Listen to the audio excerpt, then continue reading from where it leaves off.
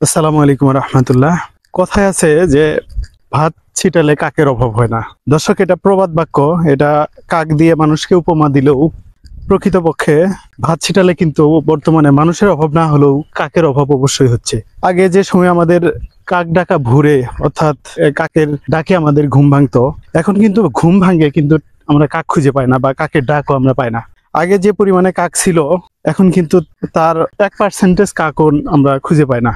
আজকের এই পুরো এপিসোডে রয়েছে কাককে নিয়ে বিভিন্ন তথ্য।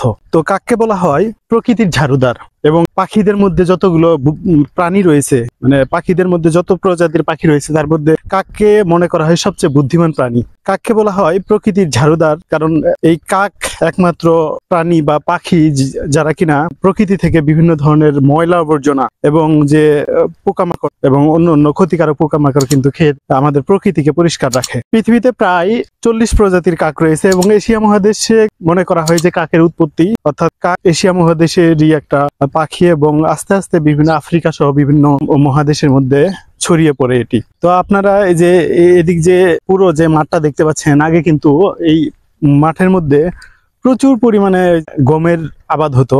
আমরা তখন দেখতাম যে ওই গমের যখন আবাদ হতো তখন প্রচুর পরিমাণে কাক ছিল, এবং এখন কিন্তু ওই গমের আবাদও নাই, এই কাকগুলো আমরা আর খুঁজে পাচ্ছি না। এবং একটা সময় দেখতাম যে যখন গম বোনা হতো, বপন করা হতো, তখন কিন্তু প্রচুর পরিমাণে কাক এই গমের যে বীজ সেটা খাওয়ার জন্য আসতো, এবং মানুষ এক ধরনের বিরক্ত হয়ে যেত, এবং এই বিরক্ত থেকেই তারা কিন্তু এই যে গমের ক্ষেতের মধ্যে বিভিন্ন বিষ প্রয়োগ করতো। এই বিষ দিয়ে কিন্তু এই কাকগুলো মেরে ফেলা হতো। আমরা আগে দেখতাম, প্রায় আজ থেকে 15 বছর আগে যদি আমরা হিসাব করি, তখন দেখতাম যে মানুষ এই কাকের যে উপদ্রব থেকে রক্ষা পাওয়ার জন্য তারা বিষ প্রয়োগ করতো, এবং বিষ দিয়ে এই কাকগুলো মেরে ফেলা হতো। আরেকটা ভাবে দেখতাম যে তারা বিভিন্ন এই গমের ক্ষেতের মধ্যে ফাঁদ দিত, ফাঁদের মাধ্যমেও কিন্তু কাকগুলোকে ধরে মেরে ফেলা হতো। তো আমরা তখন দেখতাম ওই ব্যাপারটা। বর্তমানে গবেষকরা চিন্তা করছেন যে বর্তমানে কাক যে কমে যাওয়ার পেছনে যে কারণটা হচ্ছে যে এই ধরনের যে আগে যে আমাদের এই গ্রামটায় প্রচুর পরিমাণে বড় বড় গাছ ছিল, তারা মনে করে যে যেহেতু বাংলাদেশের মধ্যে বিশাল বড় বড় গাছের পরিমাণ কমে গেছে, আর আমরা জানি যে কাক কিন্তু গাছের মধ্যে বাসা বাঁধে, যেহেতু ওরকম গাছপালা বড় বড় গাছপালাও না, সেই জন্য বাসা যেহেতু বাঁধতে পারতেছে না এবং তারা ইনসিকিউরিটি ফিল করে, সেজন্য হয়তো বিভিন্ন পাহাড় অঞ্চলে তারা ছড়িয়ে ছিটিয়ে পড়েছে বা অন্য দেশে চলে গেছে। এটা একটা কারণ। আর একটা কারণ হচ্ছে গবেষকরা মনে করে যে যেহেতু বর্তমানে মোবাইল টাওয়ার এবং আমরা দেখি বিদ্যুতের যত্রতত্র খুঁটি বসানো হয়েছে, মোবাইল টাওয়ার বসানো হয়েছে, এগুলো কিন্তু আমরা দেখি প্রতিনিয়ত এই যে বিভিন্ন বিদ্যুতের খুঁটিতে কাক মুড়ে থাকে, এবং বিভিন্ন ধরনের গাছপালাও নেই, এবং এই যে বৈদ্যুতিক খুঁটির কারণে তারা কিন্তু ইনসিকিউরিটি ফিল করে, যার জন্য সেই কাকগুলো আমরা আর খুঁজে পাচ্ছি না। তো চলুন কাকের ব্যাপারে কিছু মতামত আমরা দেখে আসি, তারা কি বলে, মানুষেরা কি বলে। আসলে আমি একটা বিষয় জানার জন্য আসছি। তো আমরা এই মাঠের মধ্যে তো আগে প্রচুর পরিমাণে গম চাষ হতো, তাই না? গম চাষ হতো। এখন গম চাষ কমে গেছে কি জন্য? এখন ফসল হলে ফলন কম, মানে পুষে না মানুষের, এক ফসলা ফসল হয়। মানে আমি আগে দেখছি প্রায় 15 বছর আগে মনে হয় এরকম, যে এই পুরো মাঠ কিন্তু গমের চাষ হতো, এবং আমি প্রচুর পরিমাণে কাক দেখতাম। মানে নাই, এখন মনে করো এই গমের চাষ করি ফসল এসে তোমার 10 মণ বিঘে, আর এখন ধান না গেলে হয় তোমার 20 মণ, 25 মণ। আমার শস্য হয়, আমার শস্য তুলে আবার এই ধান বনে, কিভাবে গম বুনবো এক ফসলা জমি? ওটা এই কাকগুলো এখন গেছে কই? কাক এলে মনে করো এখন এই দেশে নাই, এলে এখন যেখানে আহার পায় ওখানে জায়গা, পাহাড় দেশে বেশি ভাব আছে। আরেকটা বিষয় দেখছি, ওই যে গমের যখন আবাদ হতো তখন তো আপনার বিষ দিয়ে কাক মেরে ফেলতো, এটাও মনে হয় যে প্রচুর পরিমাণে মারতো, বিভিন্ন ফুরাডন বিষ দিয়ে। তখন মারছে, গম খাইছে, মারছে, মনে করো বিষ দিছে, গমের সাথে দিছে মিশিয়ে, গমের সাথে বিষ মিশিয়ে দিছে। আমার মনে হয় ওটার জন্য কমে গেছে বা কাক। আর দ্বিতীয় ভাগ আগের নাম তো এখন মনে করে গরু, ওই কোন গরু মলে ফেলি দিছে, কাইয়া শগুন থাকছে, এখন তো নাই। ও আচ্ছা আচ্ছা আচ্ছা, ঠিক আছে। আসসালামু আলাইকুম ভাই।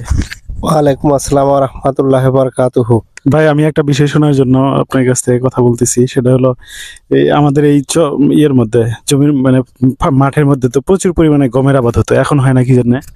এখন এই অঞ্চলে গমের আবাদ হয় না, হয়তো ফলন কম হয়, বা মানুষের যে অন্য অন্য ফসল ভুট্টার চাষ এসে গমের ফসলটা উঠে গেছে। আচ্ছা, তার মানে হচ্ছে আপনার এখন পুষে না আর কি গমের আবাদ।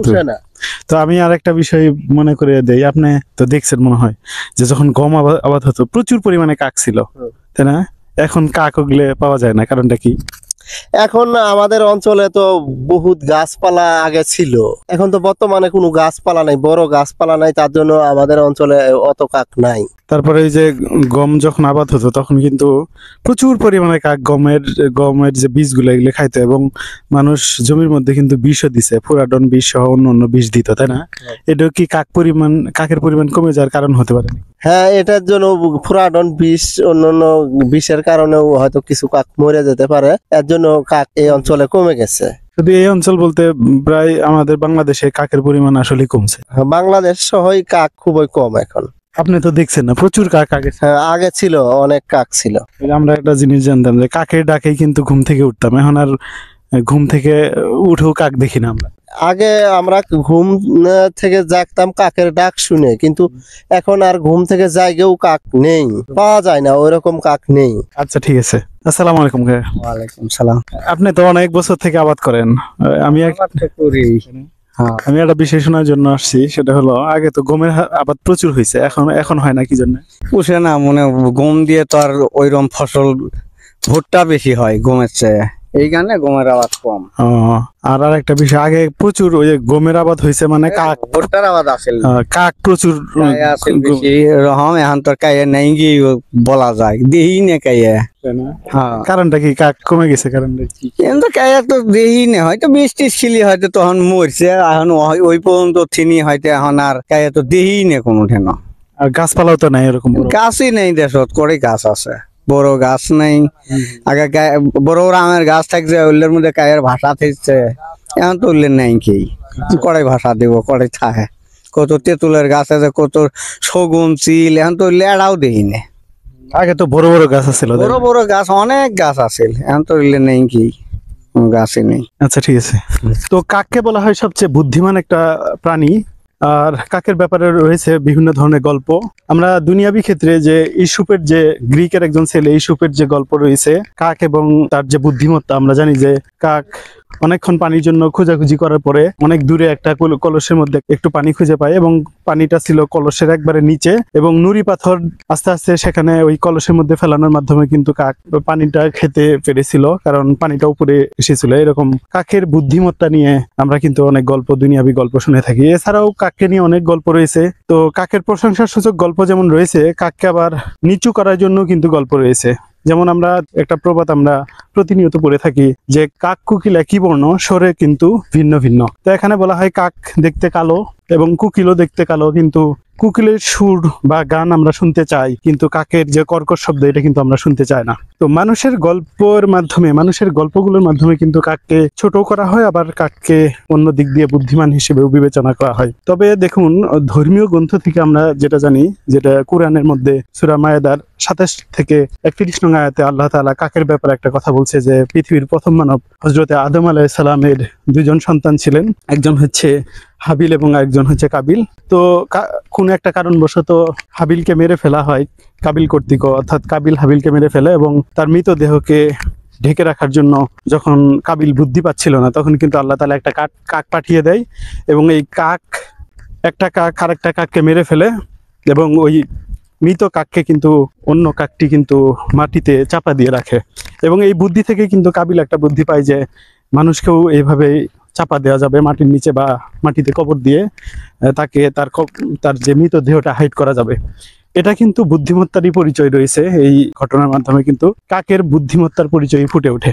এছাড়াও তাওরাত গ্রন্থে বুক অফ জেনেসিস, এই গ্রন্থ কিন্তু এই কাকের যে বুদ্ধিমত্তার ব্যাপারে এই যে ঘটনাটা এটা কিন্তু দেওয়া আছে। তার মানে কোরআন সহ তাওরাতে এবং বুক অফ জেনেসিস, যে বাইবেলের একটা পার্ট আছে বুক অফ জেনেসিস, সেখানেও কিন্তু এই কাকের ব্যাপারে গল্প রয়েছে। তো বিজ্ঞানীদের গবেষণায় কাকের এই বুদ্ধিমত্তার মূল কারণ হচ্ছে তাদের মাথায় একটা বিশেষ নিউরন রয়েছে, যার জন্য তাদের এত বুদ্ধি। কাকেরা কিন্তু দলবদ্ধভাবে থাকার চেষ্টা করে, এবং বলা হয়ে থাকে যে কাকের যে বুদ্ধিটা এটা কিন্তু শিম্পাঞ্জি অথবা গেরিলার মতো তারা বুদ্ধিমত্তার অধিকারী প্রায়। তো প্রাণীদের মধ্যে থেকে, মানে পাখিদের মধ্যে থেকে এই যে কাকের যে ব্যাপারটা, কাক কিন্তু তারা বিভিন্ন ধরনের জিনিস যেমন নিজেরা তৈরি করতে পারে, এবং তারা বিভিন্ন পরিকল্পনাও করতে পারে, এবং এরা মানুষকে মনে রাখতে পারে, যে কোনো বিষয়ে কেউ যদি এই কাকদের আঘাত করে থাকে, কাকের কোনো একটা দলে যদি কাউকে আঘাত করে কোনো মানুষ, তাহলে ওই মানুষটাকে কিন্তু কাক অনেক দিন ধরে তার মনে রাখতে পারে এবং তাকে শত্রু ভাবে এই কাক,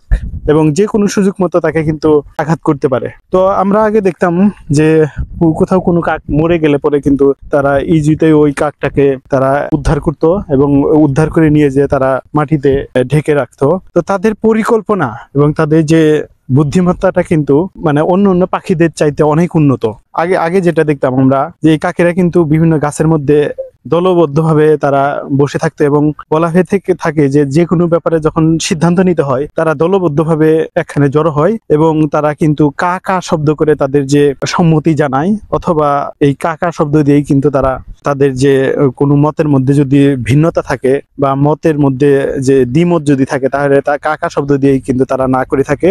তারা যে কোনো সিদ্ধান্তের ব্যাপারে দলীয়ভাবেও সিদ্ধান্ত নিতে পারে এবং তাদের যে পরিবার রয়েছে পারিবারিকভাবেও তারা কিন্তু সিদ্ধান্ত নেয়, এবং যদি কোনো একটা দলগত ব্যাপার হয় তাহলে কিন্তু দলগতভাবে একসাথে বসেই এই কাকেরা সিদ্ধান্ত নেয়, যেটাকে আমরা বলতে পারি মাসোয়ারা। তো যে কোনো বিষয়ে কিন্তু এই কাকেরা তারা মাসোয়ারা করে থাকে।